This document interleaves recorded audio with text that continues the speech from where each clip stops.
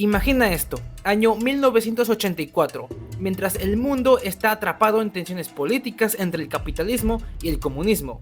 En una oficina gris dentro de la Unión Soviética, un científico diseña un videojuego. Un juego simple pero adictivo. Sin saberlo, estaba a punto de crear una de las franquicias más icónicas de todos los tiempos. Este es el viaje de Tetris, una historia de creatividad, espionaje, traición y libertad. Vaya, y que incluso a todo esto hay una película de Tetris que está disponible en Apple TV, que la verdad es una historia bastante interesante. En este video voy a tratar de explicar lo que viene siendo no la película, sino la historia en sí de Tetris, de su creación, del creador y de toda la controversia que hubo con la Unión Soviética, que la verdad está bastante interesante. Yo de hecho no conocía esa historia hasta que vi la película y después me puse a investigar un poco sobre el tema, pero la verdad está bastante interesante, pero si les gustaría verla, bueno, pues tiene mi recomendación.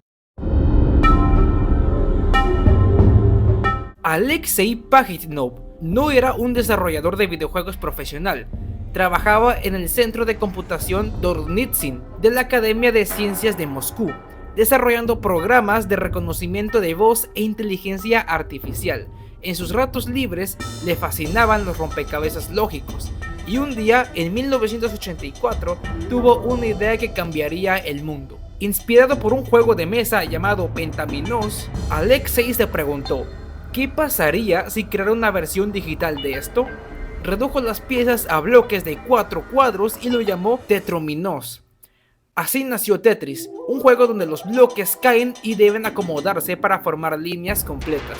En ese momento trabajaba con una computadora soviética llamada Electrónica 60. Era lenta, sin gráficos y apenas podía procesar texto. Aún así, Alexei y su compañero de trabajo, Vadim Gerasimov, programaron el primer prototipo. Era básico, pero funcionaba. El juego se esparció por el centro como un incendio. Los empleados no podían dejar de jugar. Incluso se prohibió en algunas oficinas porque interrumpía el trabajo. Alexei, sin saberlo, había dado vida a una adicción global desde el corazón de la Unión Soviética. Que si alguna vez te habías preguntado por qué el videojuego de Tetris, o si es que no lo conocías, si eres uno de los más jóvenes de esta nueva época de videojuegos, bueno, pues es probable que no lo conozcas, pero si alguna vez habías escuchado sobre él y habías visto su portada, pues te darás cuenta que tiene como pues estas estructuras, estos edificios de lo que viene siendo en Moscú, y la verdad sí que es algo interesante el hecho de que este juego se haya hecho inicialmente en Rusia, ya que probablemente si no conocías la historia de Tetris podrías pensar que fue un videojuego que nació en los Estados Unidos y que en lo que viene siendo en América, que pues fue ahí donde se constituyó, y sí, legalmente fue donde se creó la empresa, porque bueno, en el transcurso del video les explicaré cómo el creador Alexei pues estaba atrapado en Rusia, y pues sí, inicialmente este videojuego fue creado allá, pero fue cuando después salió de Rusia, fue la caída de la Unión Soviética prácticamente cuando él pudo salir de Rusia, de donde él vivía, y entonces se fue a Estados Unidos con su socio. Entonces ahí fue cuando fundaron The Tetris Company, y sí fue algo que a lo mejor si no lo conocías podrías pensar que esta empresa o este juego fue hecho en Estados Unidos, pero no, fue inicialmente creado, programado pues en Rusia.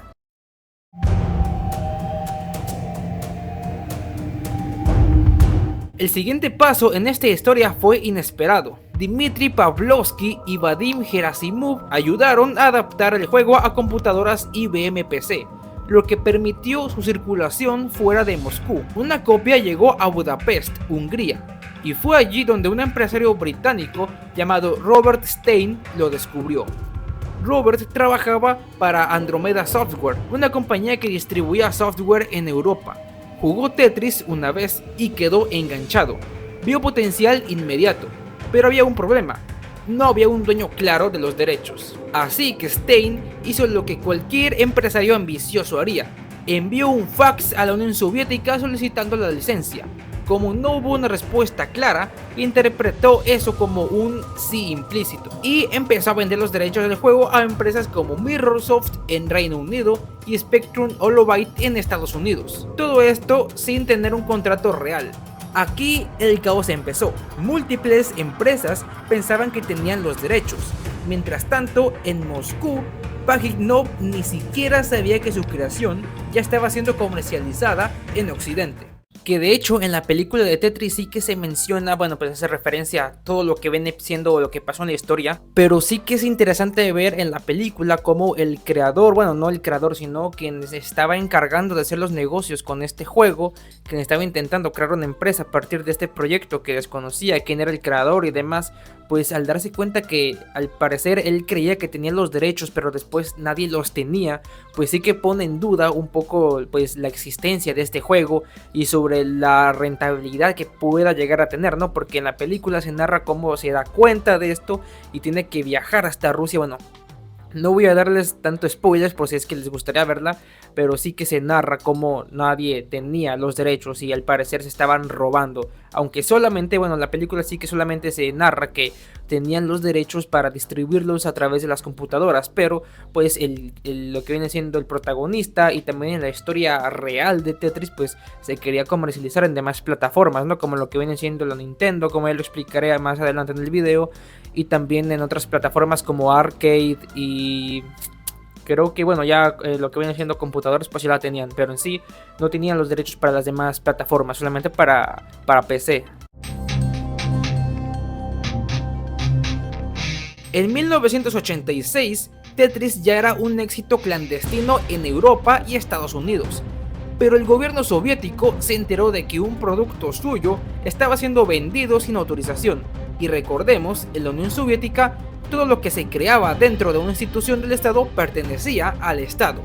La entidad responsable de comercializar tecnología extranjera era ELORC. Al descubrir la situación, ELORC decidió intervenir y renegociar todos los contratos. Esto provocó un laberinto legal. Robert Stein fue llamado a Moscú.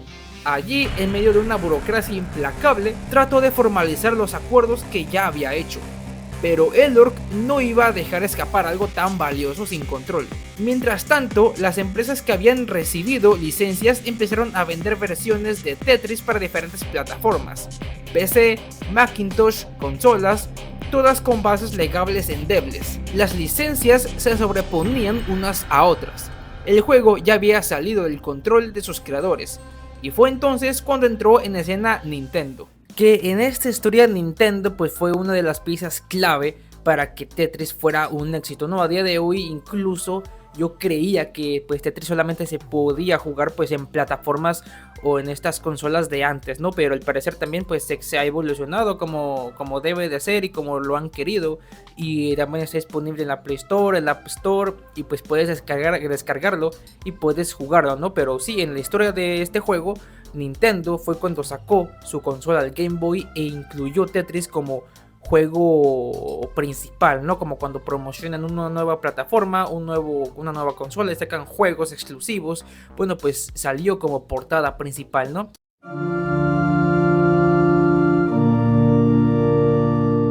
Hank Rogers era un empresario con una visión. Al ver Tetris por primera vez, supo que era el juego perfecto para la nueva consola portátil de Nintendo, el Game Boy. Pero Rogers no quería repetir los errores de Stein.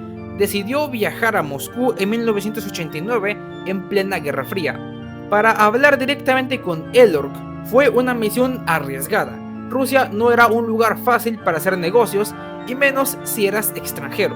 Durante su viaje, descubrió que muchas de las licencias existentes eran inválidas. Aprovechando esa confusión, Hank convenció a ELORC de firmar con él un contrato exclusivo para la versión de consolas. Nintendo obtuvo los derechos para el Game Boy justo a tiempo para su lanzamiento. Lo que siguió fue una de las batallas legales más intensas de la industria.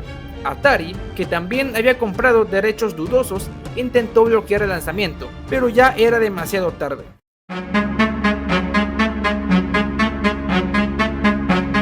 Cuando el Game Boy salió al mercado en 1989, incluía Tetris como juego de lanzamiento. Fue una decisión maestra. En lugar de ofrecer un juego de acción, Nintendo optó por un rompecabezas simple, accesible y adictivo. El resultado fue espectacular. Game Boy vendió millones de unidades y Tetris se convirtió en sinónimo de videojuegos portátiles. No importaba la edad, el idioma o la cultura, todos querían jugarlo. Tetris no solo conquistó el entretenimiento, fue estudiado por científicos, usado como herramienta terapéutica y hasta incluido en arte digital.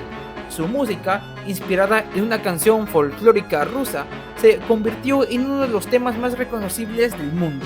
Pero mientras el juego generaba millones, Alexei seguía en Moscú, sin recibir un centavo. Que de hecho lo que más me interesó y lo que se me hizo algo curioso de la historia de Tetris fue que su creador, quien lo programó, sí que no tenía el control de los derechos de este juego, ya que todo le pertenecía a lo que viene siendo el gobierno.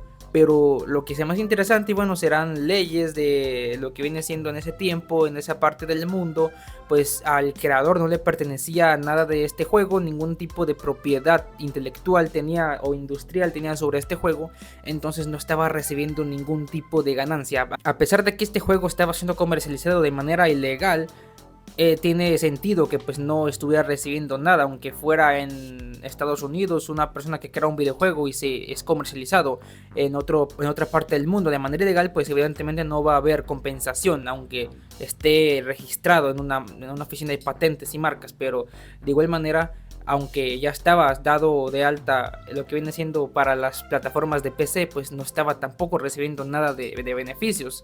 Fue después, hasta cuando salió de Rusia, que fundó la compañía de Tetris Company, y entonces ya pudo recibir más ganancias.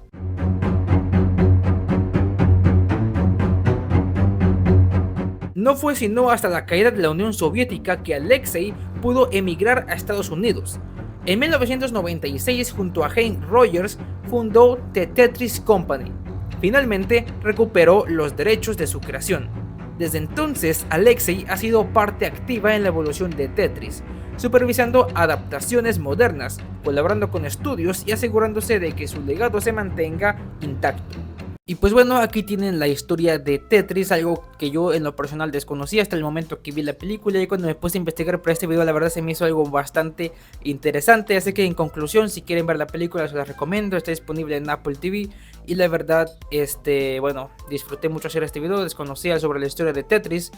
Y nada, suscríbanse para próximos videos, próximas historias del mundo de las empresas, del marketing y bueno, lo más interesante de esta industria. Nos vemos para la próxima.